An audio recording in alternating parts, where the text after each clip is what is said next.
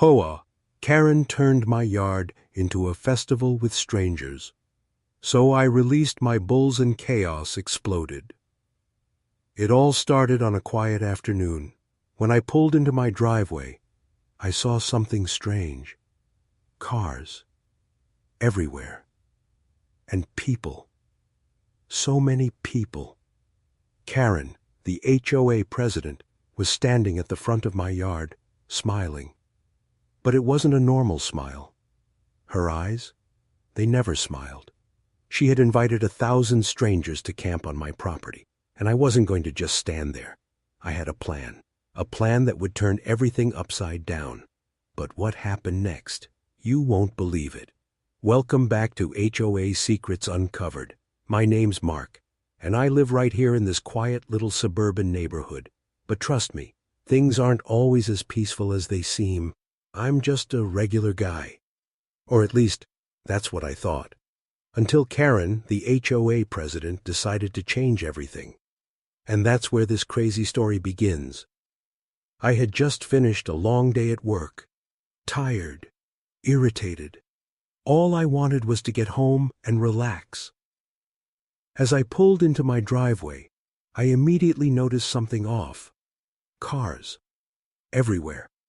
The street was lined with them, blocking driveways, some half on the lawn, some parked in ways that would make any decent person mad. But that wasn't the weird part. The weird part was the people. There were so many of them, people I didn't recognize. I squinted, trying to figure out what was going on. Then I saw her, Karen. I swear, Karen was always lurking around somewhere, clipboard in hand, making sure every single detail in the neighborhood was up to code. If you didn't trim your hedges exactly right, she'd be knocking on your door, leaving a nasty note on your windshield, or both. She was the HOA president, and she took her job way too seriously. But that day, she had a different kind of look in her eyes. She wasn't standing by her usual spot near the mailboxes or by her car, which she parked at the exact angle to demonstrate proper parking alignment. Nope. She was standing at the edge of my yard. I took a few steps forward, my curiosity getting the better of me. "Karen," I muttered under my breath. She smiled. But it wasn't the usual irritating smile. It was more like a smug grin, like she had done something big. I stopped dead in my tracks. Something wasn't right. "Hey, Mark," Karen called out, waving her clipboard around like she had just won the lottery. "I hope you don't mind. I've invited a few people over. We're going to have a bit of a gathering." My heart dropped. "A gathering?" I repeated, my voice coming out like I had just swallowed a rock. "Yeah, a festival," she said, her voice way too cheery. "I thought it would be nice for everyone to meet each other. You know, bring the community together." Bring the community together? At my house? I looked around at the sea of tents, folding chairs and blankets, and I couldn't believe what I was seeing. It wasn't just a few people. No, there were at least 1,000. 1,000 strangers now occupying my yard on my property. I took a few steps closer, trying to understand what was happening. "Karen, what the hell is going on?" "Oh, don't worry about it. They'll all be leaving soon," Karen said, completely nonchalant, like this was all part of some grand plan, like she had every right to invite an army of people onto my land without asking. But I wasn't worried about them leaving. I was worried about how to get them off my land in the first place. I had been through my fair share of HOA drama, but this was next level. I tried to stay calm. "Karen, you didn't even tell me about this." She just smiled again. "Well, I thought it would be a surprise. And you always say we need to spend more time together as a neighborhood, so I thought, why not start here?"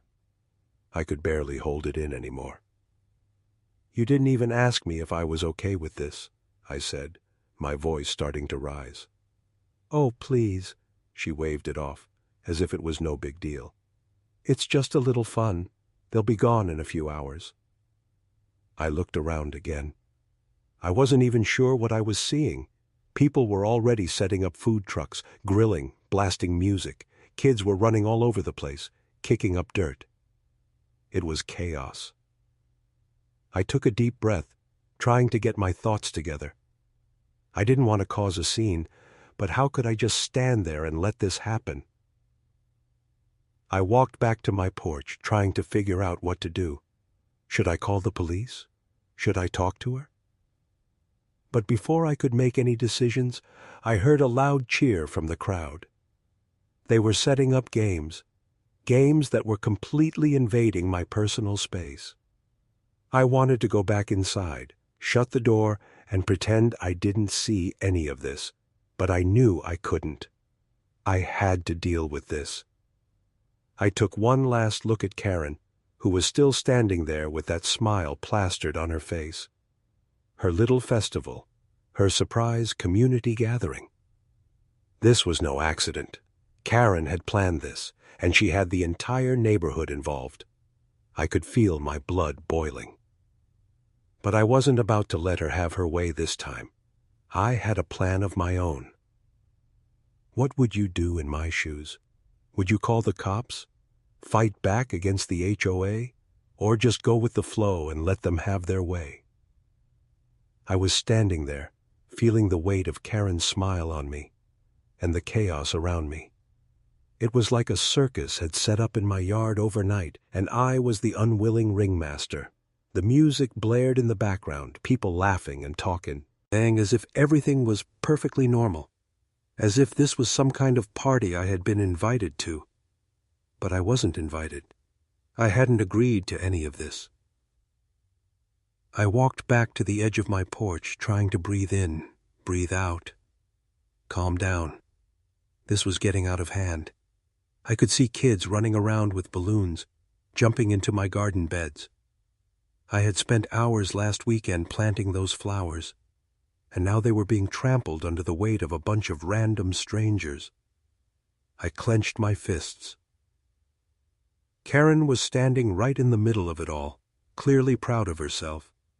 She was walking up to strangers, shaking hands, handing out community welcome packs, whatever that was supposed to mean. I noticed a few other neighbors walking by, some shaking their heads, some chuckling. They all looked uncomfortable, like they had been sucked into something they didn't expect. But no one was doing anything about it. Not a single person was confronting Karen. I couldn't take it anymore. I walked over to her, my steps quickening with every stride. "Karen!" I shouted, trying to keep my voice steady. She turned to face me, her grin still in place. "Yes, Mark, are you enjoying the festivities?" she asked, her voice dripping with sarcasm. "Festivities?" I nearly shouted. "You've turned my entire yard into a circus. There are 1,000 people here, and none of them have permission to be on my property. You didn't even ask." She just raised an eyebrow. "Oh, don't be so dramatic. It's just a little fun. We all need to loosen up a bit." I was about to lose it. I wanted to shout, to grab her by the shoulders and shake some sense into her. But instead, I took a deep breath. "You're really going to pull this fun act on me? You've got strangers camping in my yard, using my property as a playground, and you think this is fun?" Karen just laughed. "Oh, come on. No one's getting hurt. They'll be gone by sunset." "Sunset?" I said. "I'm going to have to deal with this for hours?" "Relax," she said, a hint of annoyance finally creeping into her voice. "Everyone's just having a good time. It's for the community." I couldn't believe it. Karen was acting like I was the problem here, like I was the one causing a scene when she had invited an entire festival to my house without asking. But as I stood there, staring at her, I realized something. I couldn't let this slide. If I didn't do something now, this would keep happening. The HOA would continue to walk all over me, and they'd keep pulling stunts like this whenever they wanted. and I wasn't going to let that happen. I turned on my heels and walked back to my front door. But then, an idea hit me. Something that could solve this whole mess. I went into the house and into the garage, my mind racing. I knew exactly what I needed. I pulled open the garage door, grabbed the keys, and went straight to the back. My heart was pounding with excitement. This was the moment I had been waiting for. Karen had underestimated me. She thought she could turn my yard into her personal playground without any consequences. But I wasn't going to just stand there and let it happen. I walked over to the barn where I kept a couple of bulls. They weren't big enough to cause any real damage, but they were strong, and they weren't used to crowds. I grinned to myself. This was going to be perfect. I opened the gate, and the bulls stepped out, their massive bodies moving with an intimidating grace. They didn't notice me at first, but as soon as they saw the chaos outside, they knew something was wrong. I could hear the crowd from here. People were still milling about, completely oblivious to what was coming. I gave the bulls a little push, and they began trotting toward the front yard. They were slow at first, but with every step I could feel the excitement building inside me. This wasn't just about defending my property.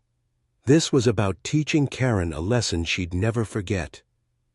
I kept my eyes fixed on the crowd, waiting. The moment was coming. And then I heard the first scream. One of the kids who had been running around in my garden saw the bulls and screamed in terror. "Bulls! Bulls!" she yelled, running to hide behind a picnic table. That's when the chaos started. People started panicking, running in every direction. Some were laughing nervously, while others were screaming in full-blown panic, trying to climb over tents and tables to get away from the bulls. Karen, who had been standing near the center of the chaos, froze. Her mouth dropped open in shock. She wasn't smiling anymore. She took a few steps back, realizing what was happening. But it was too late. The bulls were now charging through the yard, knocking over tents, pushing people out of the way, and sending them scrambling in every direction. It was the most beautiful chaos I had ever seen. People were running in every direction, scrambling for cover, tripping over each other, and knocking things over. The music blared, but the sound of screaming and the thundering of hooves drowned everything else out. And through it all, I just stood there watching. It felt strangely satisfying. I had warned her. I had tried to talk to her, but she hadn't listened. And now, well, karma was doing its job. But I wasn't done yet. The bulls were still running wild, and the crowd was still panicking. Karen was standing there, frozen in place, her hands shaking. I slowly turned to walk back to the house, feeling a rush of triumph. But deep down, I knew this wasn't over. This was just the beginning. What do you think? Was this a good way to get back at Karen, or did I take things too far? The sound of panic still echoed in my ears. People were running. Some had even climbed into trees to get away from the bulls. Karen, standing in the middle of the yard, was frozen, her eyes wide with fear. She looked like she had just seen a ghost or a stampede. I couldn't help but grin. It felt good, real good. But then I heard a voice. "Mark, what the hell did you do?" It was Rick, one of my neighbors, standing on his front porch, hands on his hips. I turned to face him, trying to wipe the grin off my face. "I did what I had to do," I said, keeping my voice calm, even though my heart was racing. "You unleashed bulls on 1,000 people? Are you out of your mind?" Rick shouted, his face turning red. "They shouldn't have been here in the first place," I replied, my voice steady. Rick just shook his head like I was the crazy one. "You could have handled this differently, man. You didn't have to bring the bulls into it." "You didn't see what I saw," I said, pointing toward the yard. "This is the only thing that would have made Karen realize what she did. She invited all these people and now she's got a front row seat to the consequences. Rick seemed to understand that, but he didn't agree. You can't just go around causing chaos. There's a better way to handle it. I didn't argue. I didn't have time. The bulls were still running wild, and the crowd was still screaming. People were scrambling to gather their things, knocking over food tables, and so me even ran straight into each other, tripping and falling. I saw Karen trying to regain control, waving her arms like some kind of circus ringmaster, but her voice was lost in the chaos. The bulls weren't listening to her, and neither were the people. But as I stood there watching, I realized something. I had done it. I had made my point. The HOA would never mess with me again. But I wasn't done yet. I walked back to my porch, leaving the madness behind me, and looked at the mess unfolding in my yard. A crowd of people had gathered near the edge of the yard, watching from a safe distance. Some were laughing nervously. Some were still too shaken to speak. Karen, on the other hand, was standing there, trying to maintain some sense of authority, but it was clear she had lost control. I noticed a few of my neighbors standing off to the side, talking among themselves. Most of them were trying to stay out of the chaos, but I could see the satisfaction in their eyes. They hadn't stepped up to help, but they were watching me do what they were too scared to do. I couldn't help but feel a little victorious. Karen was the one who had been running the show for so long, and now, here she was, completely helpless, watching her own mess unfold. I wasn't done with her, not by a long shot. I walked over to the crowd, my mind racing with ideas. I could already feel the tension building again. I had a plan. I was going to bring this HOA down, piece by piece. Karen thought she could just stroll in and take over, but now I was the one calling the shots. I took a deep breath, looked at the people around me, and spoke loud enough for everyone to hear. "If anyone wants to leave, now's the time," I said, my voice steady. "But I'm not forcing anyone out. If you're here by your own choice. I didn't invite any of you, and I didn't start this mess." Some people started moving toward their cars, but a lot of them stayed. That's when I knew something had shifted. The crowd was starting to turn against Karen. They were beginning to realize they had been duped. They hadn't known this was going to happen. They hadn't known they were going to be stuck in the middle of a bull-induced panic. But now they were seeing what Karen had done, and they weren't happy about it. A few people even walked up to me, giving me silent nods of approval. That's when Karen, still standing in the middle of my yard, finally snapped. "You think this is funny?" she screamed. "You think you can just do whatever you want and get away with it?" I didn't even look at her. I was too busy watching the crowd. Funny? No. Satisfying? Definitely, I said, my voice calm. I wasn't going to apologize. I wasn't going to back down. This wasn't about bulls or festivals. This was about standing up to the people who thought they could control everything. It wasn't just Karen. It was the entire HOA. They had pushed me to the edge, and now they were going to pay the price.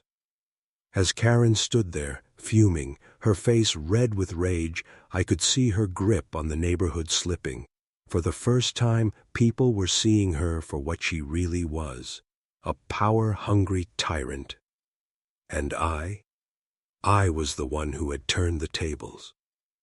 But as I looked around at the faces of the people in my yard, I couldn't help but wonder, was this enough?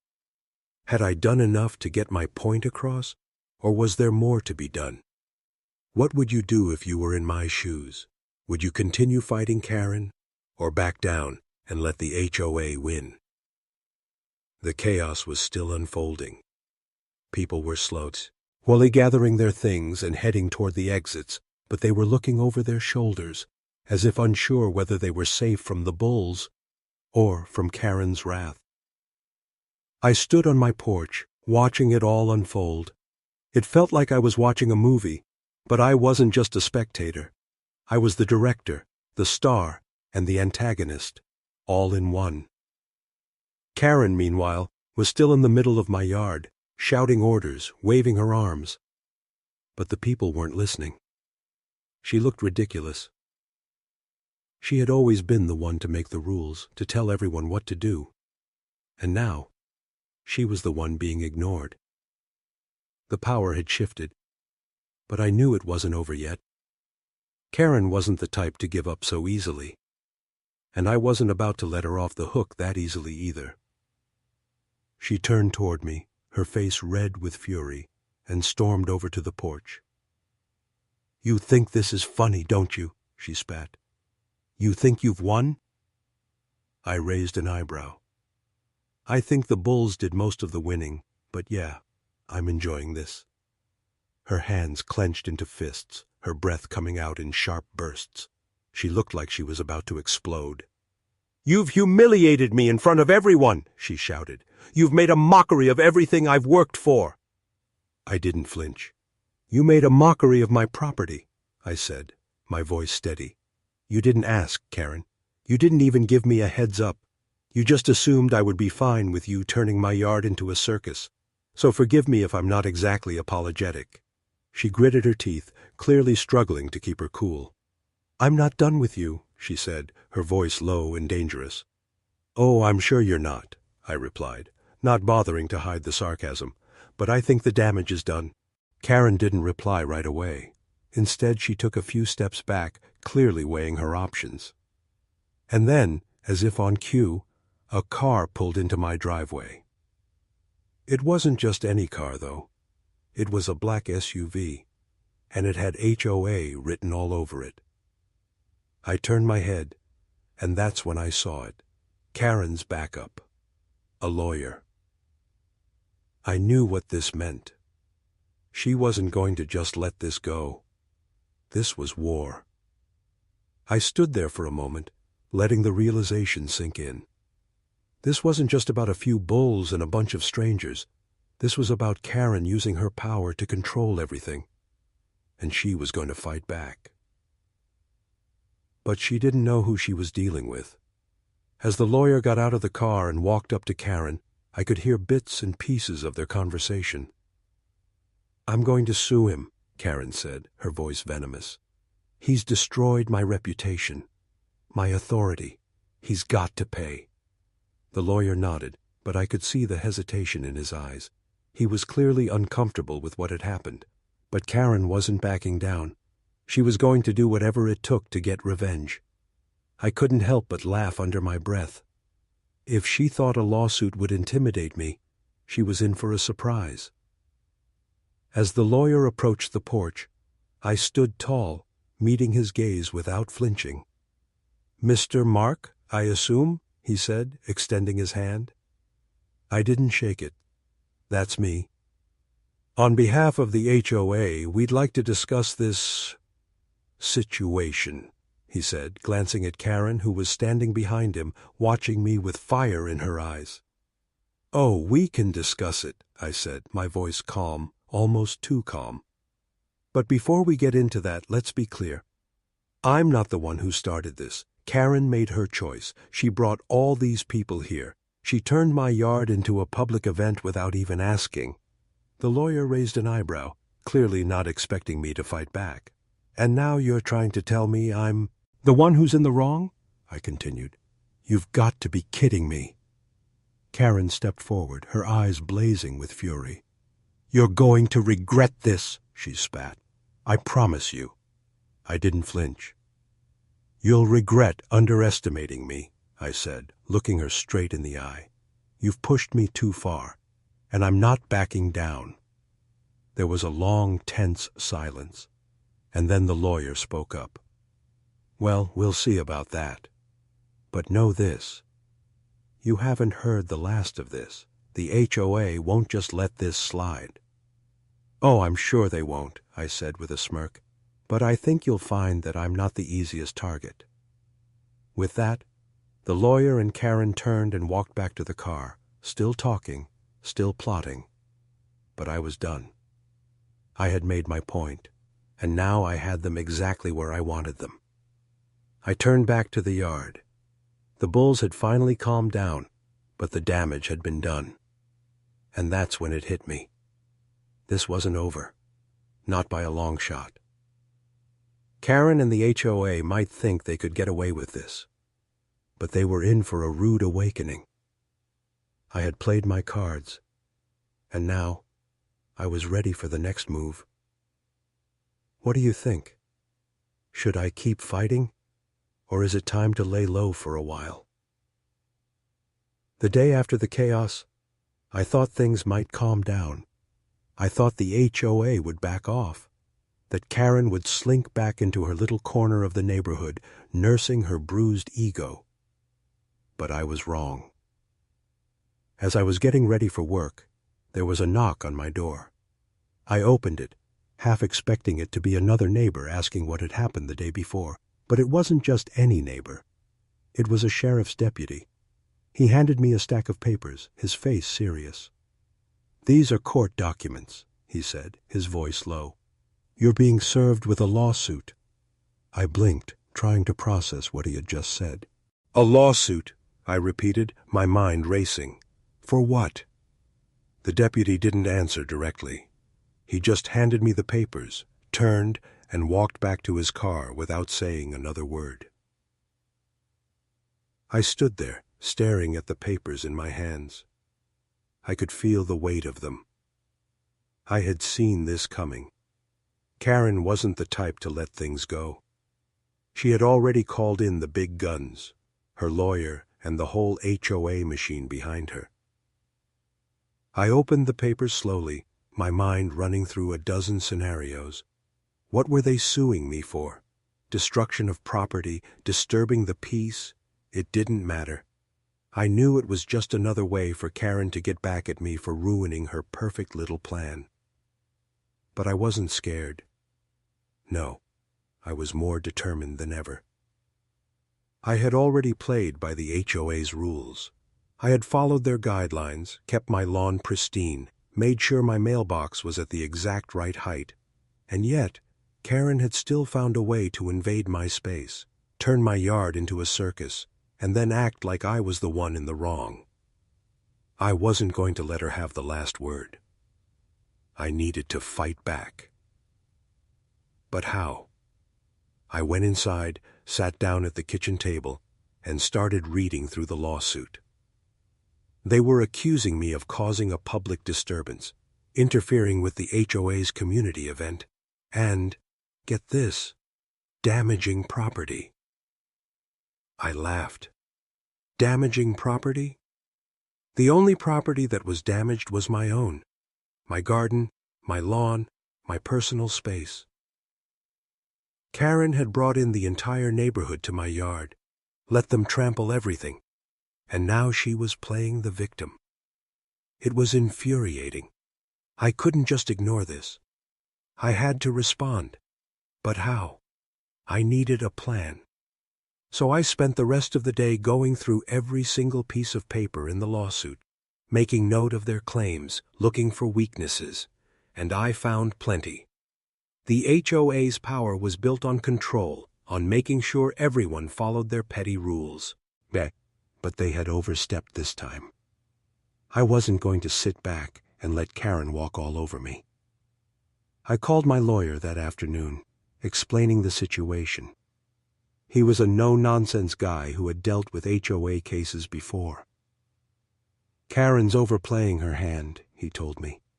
"We've got plenty of room to fight this, but we need to go on the offensive. She's the one who broke the rules, not you." I agreed. This wasn't just about bulls anymore. This was about showing the HOA that they couldn't push people around, that they couldn't get away with bullying homeowners. I spent the next few days gathering evidence. I collected photos of the mess Karen had made in my yard, photos of the neighbors who had witnessed the chaos. I even got a few statements from people who had been at the so-called festival and were willing to testify that Karen had invited them without permission. I had everything I needed. But just as I was getting ready to file my response, I got a phone call from Rick, the neighbor who had given me the advice to handle things differently. "Hey, man," he said, sounding a little out of breath. "You're not going to believe this, but Karen's been going around telling people that you're the one who started the whole thing. She's telling everyone you're crazy and that the HOA's just trying to protect the neighborhood." I clenched my jaw. Of course she was spreading lies. She couldn't win with facts, so she was trying to turn the neighborhood against me. "I'm not surprised," I said, trying to keep my voice steady. "But I'm not backing down. I'm filing a counterclaim, and I'm going to make sure the HOA's dirty little secrets come out." "Good," Rick said. "But just be careful, okay? You don't want to make this worse." I didn't answer. I didn't need to. I knew what I had to do. It was time to turn the tables. I gathered everything I had, documents, photos, statements, and met with my lawyer the next morning. "We're going to hit them where it hurts," my lawyer said. "They've been messing with the wrong person." I nodded. I was ready. I filed the counterclaim that afternoon. I wasn't just defending myself. I was going on the offensive. I was going to make Karen and the HOA regret ever messing with me. But as I walked out of the courthouse, something strange happened. I saw a crowd gathered outside. They weren't there for me. They were there for Karen. People were holding signs demanding Karen step down as HOA president, calling out her power trip and the way she had abused her position. I couldn't help but smile. It looked like I wasn't the only one who had had enough. Karen's reign of terror was coming to an end. But was it really over?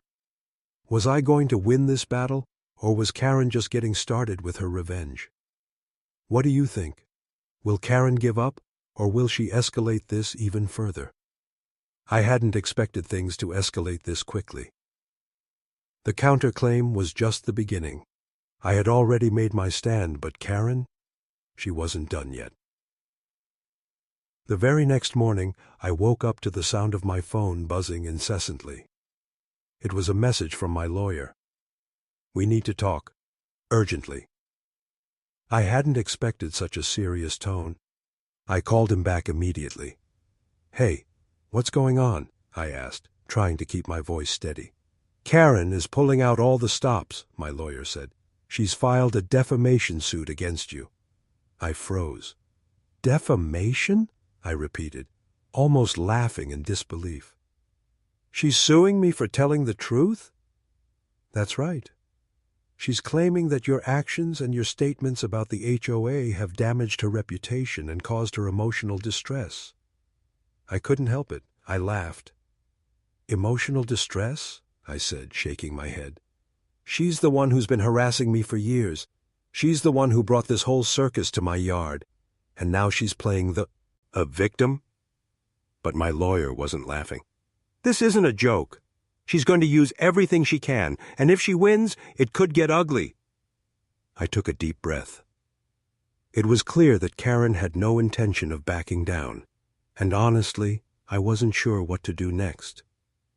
I had already turned the tables once, but she was still in the game, pulling strings and making moves. And what was I doing?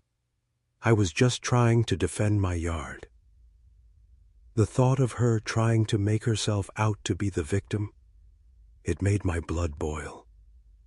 But I wasn't about to let her get away with it. I had to fight back. The next few days were a blur of phone calls, emails, and meetings with my lawyer. I had to gather more evidence, more proof that Karen was the one who had caused all of this. But Karen wasn't sitting idly by. She was doing everything in her power to make me look like the bad guy.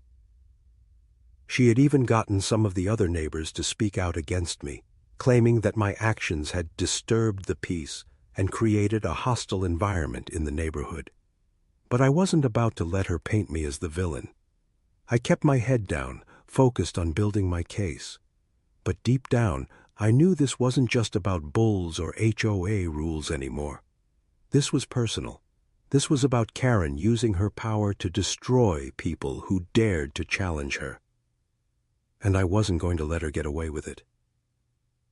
It wasn't just about the lawsuit anymore. It was about standing up to the kind of person who thought she could control everything, ruin lives, and hide behind the HOA's rules. I spent the next few weeks gathering more evidence, more photos, more statements, more facts. But something unexpected happened. One afternoon, as I was reviewing the evidence, I got a knock on the door. I wasn't expecting anyone. When I opened the door, I was surprised to see Karen standing there. Her face was pale, and she looked like she hadn't slept in days. "I need to talk to you," she said, her voice barely above a whisper. I stepped aside, allowing her to enter. "I'm not here to argue," she said, sitting down on the couch. "I'm here because I think we've both gone too far." I didn't know what to say. Was this some sort of trap? Was she trying to manipulate me again? But she didn't seem like her usual self. There was no smug smile, no superiority. She looked tired. "I didn't realize how far I had pushed you," she continued. "I thought I was just doing my job, trying to make the neighborhood better, but I didn't stop to think about how my actions affected you." I was still skeptical. "So, now you're playing the remorse card?" "I'm not playing anything," she said, shaking her head. "I'm telling you the truth. I've been so obsessed with control, with power. I didn't see what I was doing to you, to everyone. And now I realize that I've pushed you too far. You don't deserve this." I stared at her, trying to process what she was saying. Was this some kind of trick? But as I looked at her, I realized something. She wasn't just apologizing to me. She was apologizing for everything she had done. She had finally acknowledged that she had crossed the line. It was a moment of clarity, something I hadn't expected to see from her. But I couldn't forgive her just like that. "You've hurt a lot of people, Karen," I said, my voice calm but firm. "You've taken things too far, and I'm not going to just let you off the hook. You're going to have to answer for what you did." Her eyes dropped to the floor, and I could see the guilt there. She wasn't fighting it anymore. "I know," she said quietly, "and I'm ready to face the consequences." I didn't know what to think. For the first time, I wasn't dealing with the angry, arrogant HOA president. I was dealing with someone who had realized the damage she had caused. But was this apology enough? Had she really changed, or was this just a tactic to get out of the lawsuit? I wasn't sure. But I knew one thing. Things were about to get a whole lot more complicated. What do you think? Is Karen genuinely sorry, or is this just another ploy to get out of trouble? I had never expected Karen to come to my door, apologizing, looking like she was about to collapse under the weight of her own guilt. It threw me off, made me question everything I thought I knew about this battle. But something about it didn't sit right. I couldn't let my guard down just because she suddenly seemed remorseful.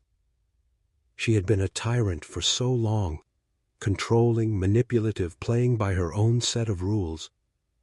Now, all of a sudden, she was sorry? That didn't make sense. I kept my voice steady as I looked at her, trying to read her face, searching for any sign that this was just another one of her tricks. "I can't just let you walk away from this, Karen," I said, my eyes narrowing. "You can't just show up here and expect everything to go back to normal."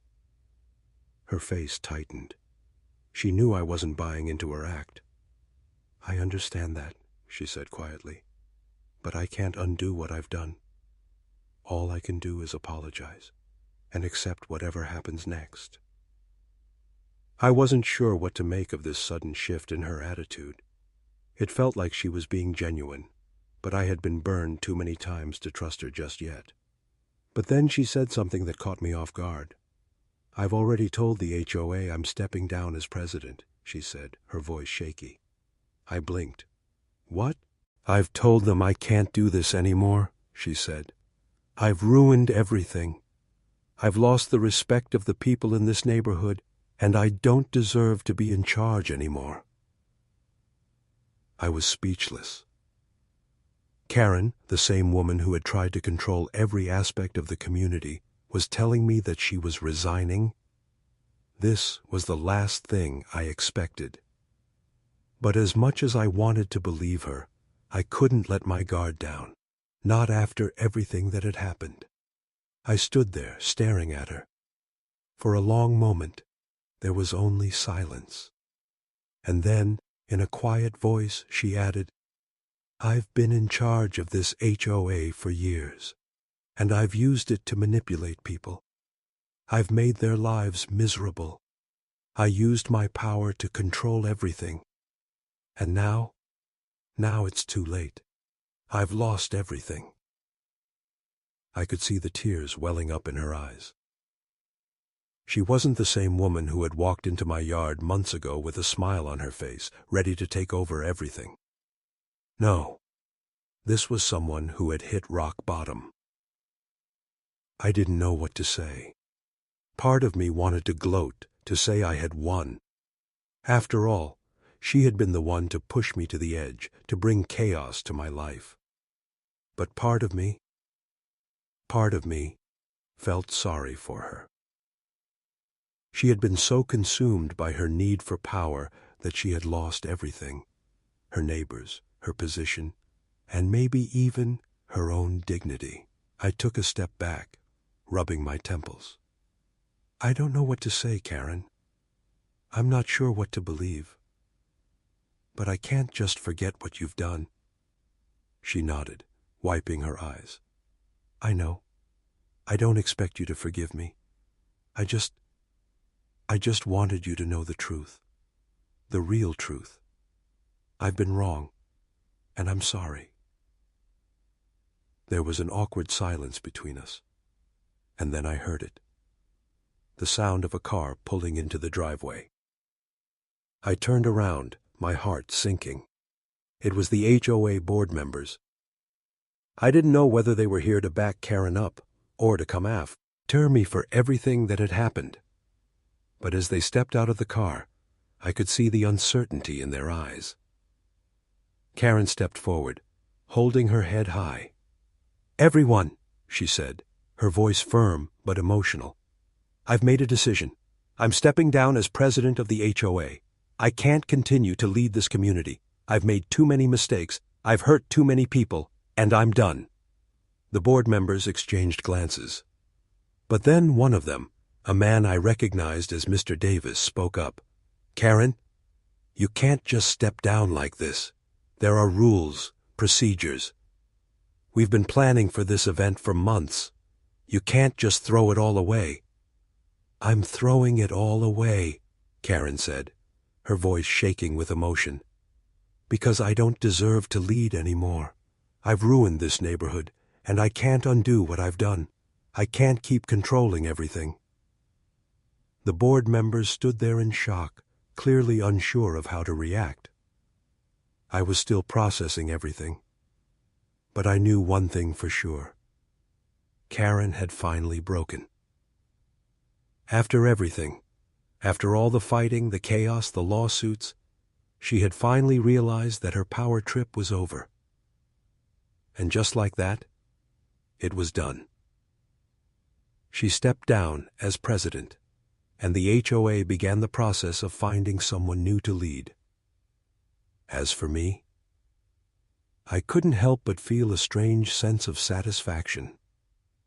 The battle had been long, and it had been brutal. But in the end, I had won. Karen had lost her power, her position, and her control over the neighborhood. And the HOA? Well, they had learned that they couldn't mess with me. But even after everything, I was left with one question. Was it really worth it? Would I have done anything differently if I could go back? Let me know what you think in the comments below.